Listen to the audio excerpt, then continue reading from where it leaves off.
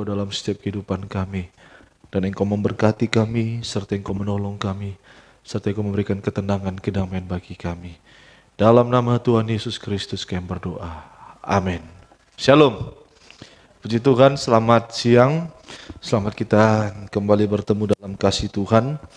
Yesus Kristus sebagai gembala yang baik yang sudah hantarkan kita dan menghimpunkan kita pada saat ini di dalam bait Allah dan rumah Tuhan. Saya akan mengajak semua kita memperhatikan Alkitab.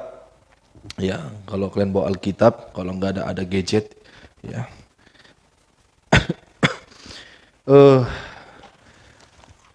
Di dalam tema pemberitaan firman Tuhan, takkan terpisah dari kasih Allah. Amin.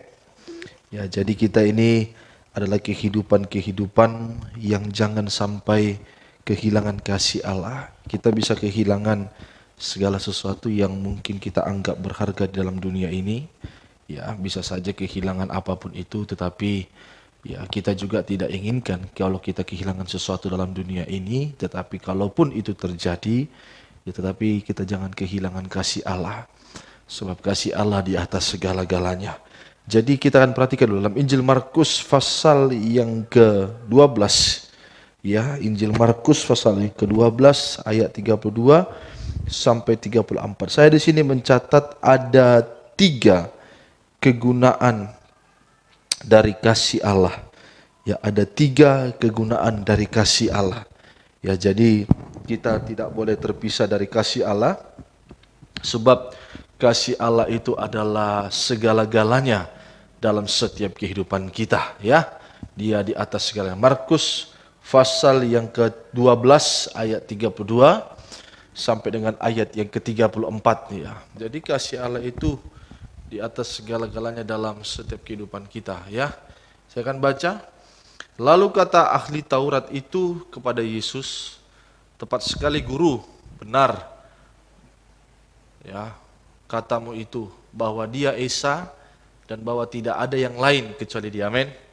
Amin ya. Jadi nggak ada yang lain ya kecuali Tuhan ya. Amin ya.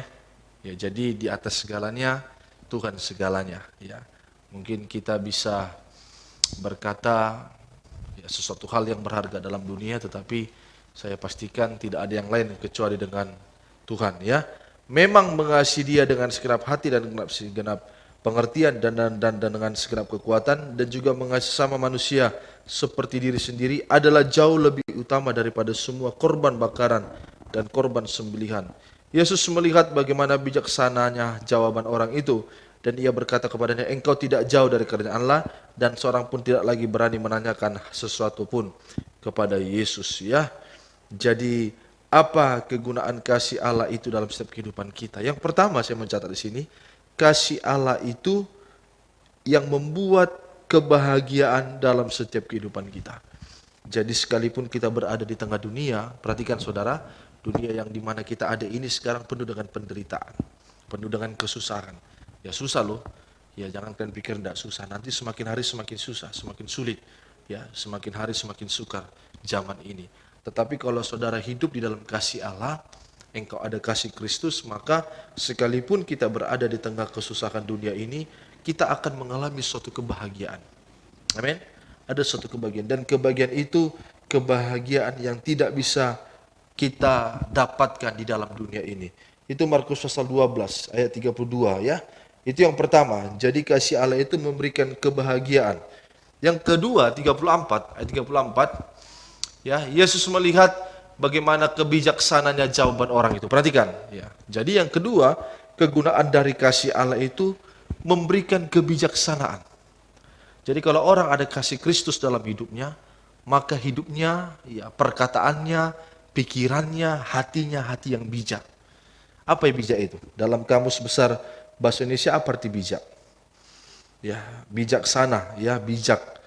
Bijaksana itu, ya bijaksana itu adalah kehidupan yang berakal budi, pandai. Ya, jadi orang kalau ada kasih Kristus dalam hidupnya, dia bisa pandai. Amin. Jadi kenapa kita bodoh? Kenapa bodoh? Coba dulu, kenapa bodoh? Karena merasa pandai. Ya kan? Karena merasa, ya hanya rasa, tapi nggak pandai dia. Tapi yang memberikan kebijaksanaan itu adalah kasih Kristus. Makanya lihat tokoh-tokoh dalam kitab dari perjanjian lama, Musa, ya, Yusuf, ya, baru Rasul Paulus, Petrus, mereka itu orang-orang yang pandai. Karena ada kasih Kristus dalam hidupnya. Jadi kalau orang ada kasih, ya bisa mengasihi Tuhan. Lihat ya, yakinlah, engkau akan bijak dalam segala hal. Amin. Dalam menentukan sesuatu engkau akan bijak. Jadi kita butuh kasih Kristus itu. Ya, kita butuh. Itu jawaban yang kedua. Jadi jangan ada merasa pandai di sini ya. Jangan merasa pandai. Kalau sudah bodoh, milikilah kasih. Nanti kita akan lihat bagaimana cara mendapat kasih Allah. Yang ketiga, ayatnya yang ke 34 lagi, ya. Ayat 34. Yesus melihat Ya. bagaimana bijaksananya jawab orang itu, Ya. dan ia berkata, Bijaksana dia karena ada apa? Karena ada kasih. Jadi kalau ada kasih Kristus dalam hidup kita, kita bisa bijak. Pandai. Ya, jadi orang yang pandai.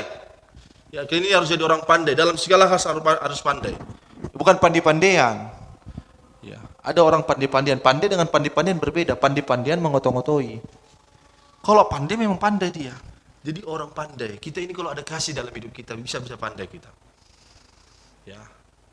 Amin. Amin. Lanjutkan, ya. Ya. dan ia berkata Ya. kepadanya, Ya. engkau tidak jauh dari kerajaan Allah. Ya. Dan seorang pun tidak berani lagi menanyakan sesuatu kepada Yesus. Tidak lagi berani menanyakan. Berarti kata itu. Tidak lagi berani menanyakan sesuatu kepada Yesus. Tidak mau lagi menanyakan sesuatu kepada Yesus. Jadi orang yang ada kasih itu dalam hidupnya, perhatikan ya, orang yang memiliki kasih Allah dalam hidupnya tidak ada lagi pertanyaan. Gimana ya Tuhan? Mana jodohku ini Tuhan? Kok kayak gak jelas ini Tuhan? Udah 38 tahun umurku gak ada jodohku. Kalau ada kasih Kristus mana lagi pertanyaan? Ya sudahlah, terserah Tuhan lah. Amin? Ya terserah Tuhan lah. Itulah orang pandai. Karena dia tahu pribadi Tuhan yang menjamin semua hidupnya. Amin? Pribadi Tuhan. Kalau kau ada kasih Allah, lu usah ada pertanyaan. Sudahlah, lakukan aja yang menjadi bagianmu. Amin? Lakukan yang jadi bagianmu. Kau yakin bahwasannya Tuhan sanggup menjamin hidup. Amin? Tuhan sanggup. Bisa ya? Kita lihat yang terakhir. Yohanes ya. Bagaimana caranya Pak supaya kita mendapat kasih Allah ya. Jadi ada 3 kegunaan kasih itu. Memberikan kebahagiaan, memberikan kebijaksanaan. Apa? Yang ketiga, tidak ada lagi banyak pertanyaan. Ya, jadi kalau kau ada kasih Kristus, tidak lagi bertanya kau. Mana Tuhan, gak jodohku gak dapat Tuhan. Yakinlah kau nanti itu dijamin Tuhan lah itu. Amin. Berimanlah kau di situ. Tidak usah kau takut. Tidak usah kau ragu akan hal itu. Jodohmu itu di tangan Tuhan. Ya, jomblo pun kau nggak dosa kok. Ya, kalau Tuhan yang sudah menjamin, yakinlah kau. Mungkin hidupmu sangat sepele mungkin engkau sangat kecil dalam iman. Lah Tuhan, daripada nggak ada nanti Tuhan, ya sudahlah dari kampung-kampung menjadilah dari Tobasa, dari Teluk Sanggul, ya kan? Kalau kau yakin Tuhan yang menanggung semua, yang lebih baik Tuhan berikan. Kalau kau percaya ada kasih, dari mana kita dapat kasih itu? Mari. Dalam Yohanes pasal 14 ayat 15, sama-sama kita baca. Ya, Yohanes 14 ayat 15. Jika kamu mengasihi aku, kamu akan menuruti segala perintah. Amin. Jadi bagaimana supaya kita hidup dalam kasih Allah yang memberikan kebahagiaan, memberikan kebijaksanaan, yang memberikan tidak lagi pertanyaan. Bagi kita mendapatkan kasih Allah supaya kita terima itu, kita harus menuruti segala perintah dan ketetapan Allah. Nanti Tuhan kasih itu. Amin. Ya Tuhan kasih itu. Kalau kau taat pada firman, turuti firman, engkau akan bahagia. Enggak ada orang yang menuruti firman hidupnya duka cita, enggak ada itu. Bahagia dia. Amin. Ya kan tadi kan? Kalau engkau turuti firman, hidupmu bijaksana. Enggak ada orang turuti firman tambah bodoh. Pernah kau lihat ada orang tambah bodoh turuti firman? Enggak. Enggak ada orang hidup menuruti firman, hidupnya enggak dijamin Tuhan. Pasti dijamin Tuhan. Makanya pulang dari tempat ini, turuti firman. Amin. Ya kan 3 tadi kan, kasih Tuhan, memberikan bahagia. Yang kedua, bijaksana. Yang ketiga, kasih itu didapat dari mana? Dari kita menuruti firman Allah. Makanya orang menuruti firman Allah, kita balik lagi, pasti akan bahagia, pasti akan bijaksana pasti akan tidak lagi bertanya-tanya. Amin. Oh Tuhan, mau lihat di sasudena basam Tuhan, sai pinuji pinasangkam go pasu-pasu hari-hariku, sai pinuji pinasangap maho go kinauli pargoluku.